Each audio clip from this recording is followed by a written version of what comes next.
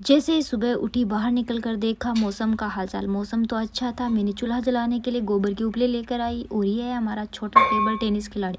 उसके बाद खेत गई, खेत से लकड़ियाँ लेकर आई और आज सब्जी में काचरे की सब्जी बनानी थी, इसलिए काचरे छीलकर बारीक काटे। और इधर मोट बाजरे का खिचड़ा बनाने के लिए मैंने मोट बाजरे को हल्का भिगोकर ढककर रखा। शाम को मम्मी ने 3 बजे की चाय बनाई। हम सब ने मिलकर चाय पी और खिचड़े में डालने के लिए मोट साफ किए और मोट को दाल का रूप देने के लिए मैंने सिलबट्टे का उपयोग किया। उसके बाद मैंने चूल्हा जलाया और गर्म पानी होने के लिए रखा। इधर मम्मी ने भी खिचड़ा बनाने की पूरी तैयारी शुरू कर दी थी और खिचड़े का मिश्रण मैंने धीरे धीरे गर्म पानी में डालकर अच्छी तरह मिलाया और खिचड़े ने जैसे ही लात मारना शुरू किया और मैंने भी